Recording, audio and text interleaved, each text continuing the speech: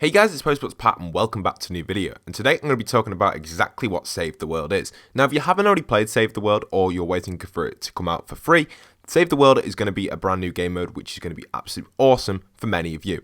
Now, if you've already played it, obviously you're already going to know what it is, so maybe this video ain't for you, but if you haven't played it, let me tell you what I know exactly about it and how I've been playing it and how you guys can develop from that when you get Save the World for free.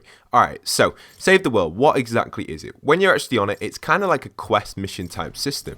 It uses loot crates to get your loot, however the loot isn't that necessary to be able to complete the early missions. Now from what I've gathered of playing it, I haven't played it so much, but what I've noticed is there's a bunch of different missions and there's also events that can occur. Now in these events you can get extra loot if you keep repeating the same event over and over, and you can unlock legendary items from all sorts of different stuff. So let's take a little look at the items that you can actually unlock first. Alright, so the items in the game, you've got legendaries, you've got epics, you can get rares. I think you can get one above legendary as well. I can't remember what it's called, but it's like a yellow, like mythic or something like that. And you can also get rares here. You can also get standards. You can get uncommon, and you can get a bunch of stuff. Now these are all craftable items. You also have an inventory space, so you have to be careful and make sure your inventory doesn't get too full. I've got 200 inventory space there, and I've got 147 items in it. You can easily dismantle items and get rid of them, and you'll get a little bit of a reward for doing that. So there's a bunch of cool stuff there. You've also got different heroes. These are the heroes you can actually play as. Each hero has different abilities and different stuff they can do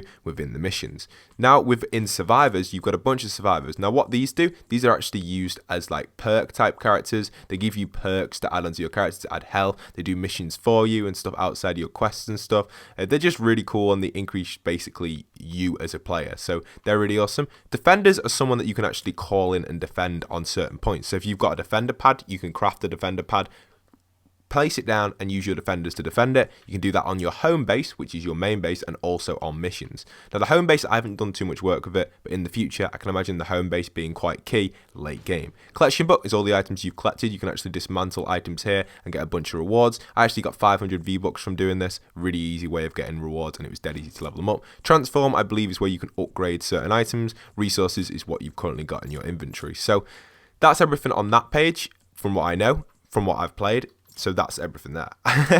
Alright, so moving on to the skills. Within the skill tree, alright, I've said alright a few times, but within the skill tree, there's a bunch of cool stuff. This is where you can level up your characters, get some amazing skills, and you can use these skills to improve your abilities, improve your weapons, improve your mining speed, improve your building structures, and you can basically get a bunch more stuff than you can actually get in Fortnite Battle Royale, but you get it on Save the World, but it's upgraded. So for example, I've got like an ability where you can call in like resources here. It drops in 60 wood, 60 stone, 60 metal. I've also got one where Outlanders do extra stuff when you send them on missions and stuff. I've also got a bunch of stuff where you can like, I think I've got one which upgrades. Oh, here you go. I've got one that fires in like predator missiles from the sky, which is like drop 5 bombs from the sky. That's really cool. You've also got some other ones as well, which really do increase your player as an ability, as in like health and things like that. Now within the research tier, this is where you can upgrade like your backpack size, resistance to stuff, some health regen and things like that. And you've got all different tiers. So there's mainly only two things. You've got skill tree and the research, and you can just keep upgrading them and unlocking all these. At first I thought it was quite complicated, but after getting used to it, you do get your hand in it pretty easily, and it ain't too difficult to do at all. So that's everything on that page. Now loot, there are a bunch of loot crates and you can buy these with V-Bucks. Now personally, I would not recommend buying any of these with V-Bucks because you don't really require them, well, from what I've gathered anyway. I think it's definitely really easy to do, and I think anybody could be able to do this pretty easily without purchasing any V-Bucks at all. And it is not hard at all, and you can get actually free ones there using your snowflake tickets. As you can see, as an event there, the red llama there, you can get that and use that. It is pretty cool, and I think definitely if you were going to play Save the World, you do not require to spend any V-Bucks. I haven't spent any. I think I bought one pack accidentally. It wasn't too difficult. That's everything really about them. I can't really say too much about that. That's just an in-game purchase thing which you guys can decide on for yourselves. Then you've got the store. This is where you can buy V-Bucks from, obviously, and you can get upgrades as well to give you extra things. Personally, I don't think you require any of these. If you really want to smash out Save the World, yes, you might want these in the future, but for now, you don't require them to do the early missions. The missions themselves, I will go on a mission in itself and talk about that, but the missions themselves can drag quite a bit, and this is the world map. This is where you unlock later stages in the game as your recommended power increases. As you can see, they're locked. So there's a bunch of content in here, probably a lot of content actually, which could take near enough probably about 2 months to get through due to the way the game's actually played. I don't think it's worth doing all that. I think it's a kind of a little bit of a waste of time sometimes.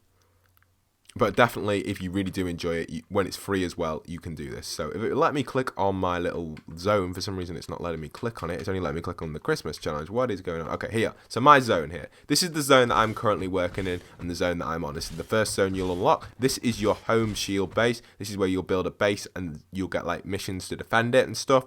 Really cool. I think it's definitely an awesome idea. All these other missions are extra missions you can do. There's quite a lot going on the screen, which is the only downside to Save the World. I feel like it's quite difficult to understand exactly what everything means. I suppose you could read through it all and stuff, but the colours and stuff kind of clash with the backgrounds and stuff. I really don't have too much interest in doing that. But from what I've gathered from playing it and stuff, like the van ones are the ones you defend where vans. These ones with the people, I think you just rescue survivors. It kind of like really says in the top left, oh, it seems to be lagging a little bit. Fight the storm there, you just fight like a mob of people. And it's just a bunch of different quests relating to that and stuff. Retrieve the data. And I think some of them can drag a little bit. Like retrieve the data, there's like one where a balloon comes in and it takes quite a while to do, and I think it really does drag sometimes. Usually fight the storms the best when you build like your little, I can't remember, Atlas it's called, I think you build a little Atlas and you have to defend the Atlas. Them ones are the easiest ones to do because you can start the mission straight away. However, these ones where you retrieve the data, they can last up to at least 20 to 30 minutes, and it's kind of a waste of time really because you just get the same reward. Sometimes you have to do retrieve data ones though to continue on with your campaign missions. So that's all the missions on there. There are question mark stuff as well. But you can definitely try things out like that and just explore. And it's really cool just exploring the map, collecting resources, getting stuff. You can get a bunch of cool stuff from missions, but personally, I do get a little bit bored of playing the missions there and then. Alright, so what else have we got within here which I can show you guys? Let me just think where else I can go about actually going on a mission. I think there's something I can show you guys resource-wise. Okay, this one, squad. I haven't really talked about squad too much. Survivor squad is actually your squads. Now, I'm not 100% sure what these exactly do. You have all these subscriber squads. You have all these survivor squads. I just don't really get what exactly they do. You kind of just put people in them and they don't really seem to do much. Like if I put that guy in it, you got EMT squad, and it doesn't really explain exactly what these survivor squads are used for. If anyone does know that, please tell me. It says slot survivors into squads to increase fort stats and gain extra bonuses. So really, there isn't much there that is required. They're just kind of putting survivors there just for your stats. So that's really all they do. So it's kind of a little bit pointless, but it's alright, so you can improve your stats. Defender squad, this is your home base defender squad, so you can defend your storm base, your home storm base, and you've also got all these other ones you'll get in future as you obviously unlock more stuff. So I've just got 2 basic people defending my base. Very cool, very easy to use. I do recommend trying them out. But yeah, so that's pretty cool. That is something that you probably do. Then expedition squad, this is where you actually send people off to a location to go and find resources, and when they grab them resources, they can bring them back. Now, there's actually a percentage when you send someone on an expedition. So, for example, let me do this like 81 down here, 80 power. So you're going to need people with high power to succeed on this mission. It'll say success rate chance, and it says there, I've got a 31% success rate chance of completing this mission. You press X to start the expedition, and off they go. Now, you don't actually lose the people. They'll never actually die or disappear or anything. But usually the success rate is very key and you've got to try and get it as high as possible. So I've got a 44% chance there. You can just send people off, but in all honesty, you don't get much from it, and you'll just get a bunch of resources which aren't really necessary at all because you can just collect them yourselves. There's a few little features there and them which are quite like helpful should I say, but it's just not really worth it overall. Now, one last thing I'd like to point out is I don't know where it went, but there was actually an inventory screen on here and also a crafting screen on the right and the very right of it, but for some reason they've disappeared on mine. I think they may have taken them out because there might have been a bug or something, but there is usually, they added in an extra column on the right there where it was crafting and inventory. So it was pretty cool because now the current only way of crafting and getting stuff is actually going into a game and looking at your inventory in a game, which can be a little bit of an effort, but we'll just go on one mission here and show exactly what I mean by this. So the good thing about this is you can go on a mission. This is a retrieve the data mission. I'll probably back out of this because they do drag, and I will show you why when it gets in. But when you're actually in a mission, you can get a bunch of loot and a bunch of cool stuff from the mission. This is where you get like resources and stuff, and you craft stuff and that. So I'll just launch the mission. We won't wait for anyone to join the game because they join as the game has started. But I'll show you exactly what I mean by this and show you what I mean by the inventory and the crafting. as it's very key to understand this, because it's something that you guys are probably going to be want to do when you're actually playing Save the World when it comes for free. This game is going to do really well because it is very enjoyable. It's very grindy for anyone who really likes grinding games. If you've played Ark Survival, Minecraft, anything like that in the past, or Clash of Clans, Clash Royale, if you played anything similar to that, you'll probably really enjoy this game, and I think definitely it'll be one of yours on your top list. So as it loads in, I'll just wait for it to load in, and I'll be back in a second.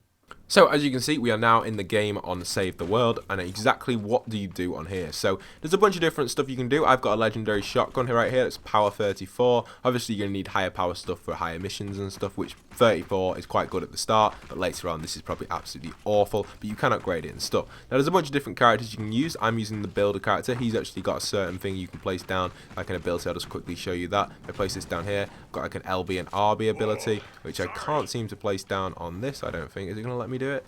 Is it going to let me do it? It's probably not going to let me do it. I think it might need a bigger structure maybe.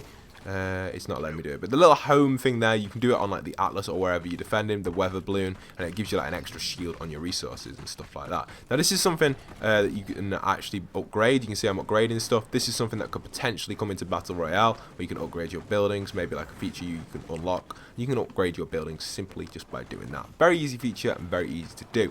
Now what else have we got inside of here? This is the backpack screen.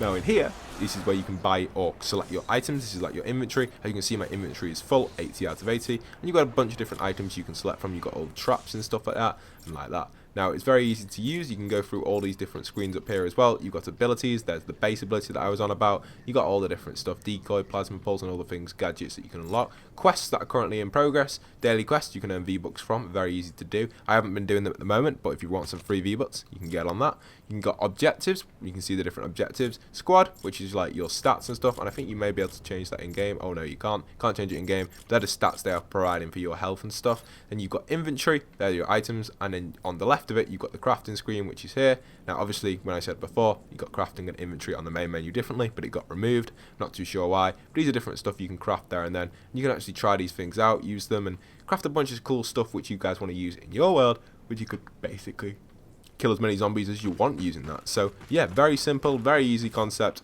I definitely recommend playing it. Sorry for the pauses and chops in this video. There's been a few of them. I just keep completely losing track of what I'm trying to say. But yeah, it's been pretty awesome. I think definitely Save the World's going to be very successful for everybody out there, like I've said before. And I think definitely anyone out there who's willing to try out Save the World when it comes for free, you are going to make a good decision if you're into these style of games. So you can see different guns do different damage. This one might do 500, whereas this one only does like 85. So it shows that it's a bit like a grindy game. Reminds me a little bit like Destiny, or what's that one called with the infected zombies in New York? I can't remember what it's called. It's a Tom Clancy game. That one there reminds me of that a little bit. Not exactly like it in that sense, but with the zombies and stuff and the missions and that, definitely reminds me of it. There is no PvP side to this, unfortunately. Obviously, you've got Battle Royale, that's the PvP side, and these two game modes do not combine together at all. They're completely different, separate things. The concept and the controls on this are completely different as well. You will start to get a little bit confused playing this and playing Battle Royale backwards and forwards due to the control system on this not allowing you to use Combat Pro. There's also no crouch control on this, so you can't crouch, and there's a bunch of different layout with the controllers and stuff. So you kind of have to think of it as a different game completely, because when you go back onto Battle Royale, if you're a console player, you're going to notice the control system has completely changed, the movement speed's changed, everything with the mining and stuff has changed. On this, the mining is a lot less than Battle Royale, especially when you first start out, because you'll have a really bad pickaxe. Obviously, if you upgrade your pickaxe, it could become better than Battle Royale if you get a really good pickaxe, and there's just a bunch of cool zombies and stuff that get in your way. Other than that, that's it for Save the World. I hope you guys have enjoyed today's video. It's been an awesome video to film and record and talk about, because I think it's something that a lot of people have been wondering, all the Battle Royale players who want to know exactly what Save the World is, something that you can actually do in it. You just fight a bunch of zombies and just try and survive against zombies, so it's not too difficult, and I think it's quite easy for myself. I'm just a solo player on it, and I do pretty well in it. I succeed quite a lot in it, and I don't really die very often in it. You can get in a lot of glitches and stuff, like you can get up here now and none of the zombies would be able to hit me, I don't think.